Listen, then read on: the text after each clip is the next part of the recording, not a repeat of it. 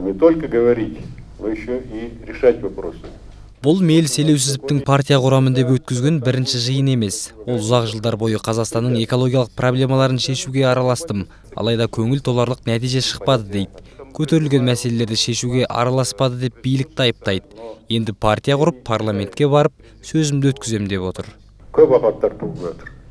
Қазір тез уақытта жасамасақ, ештеңке, ертең біз қырыламыз, жоғаламыз жер бетінен.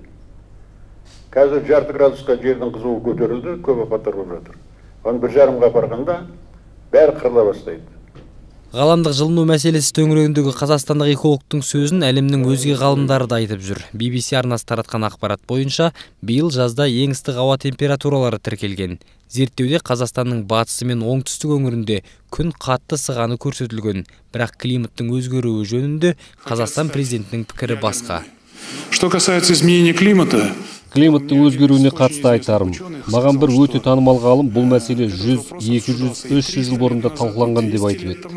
Бейнелеп айтқанда, ұзақ жылдан бері айтылып келе жатқан фишка деуге болады. Климат шынымен де өзгеріп жатыр. Бірде олай, бірде бұлай. Ал климатта қазір болып жатқан жағдайлар дабыра жасайтындай емес дер едім. В другую сторону. Поэтому преувеличивать то, что происходит сейчас с климатом, я бы не думал. Тоқаев дабыра қылмау керек десе де, тұрғындардың көбі алаңдайтындарын айтады. Бұл өте маңызды, өйткені анау климаттың жылуына байланысты мұзды мұхит дегендер еріп су қаптауы мүмкін. Бір Аллаға сенеміз болды.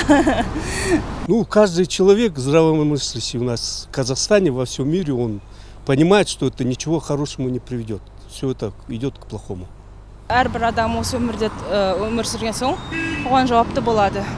Және де әр адам өзі бір осы климатқа тигізетін ықпалы болу керек.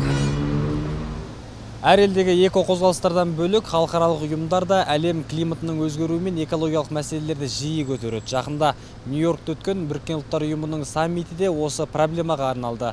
Онда ұйымның бас хатшысы климаттың өзгеріп жатқанын тағы бір қайталап, мемлекет басшыларына сөзден іске нақты көшу керектігін ескерткен.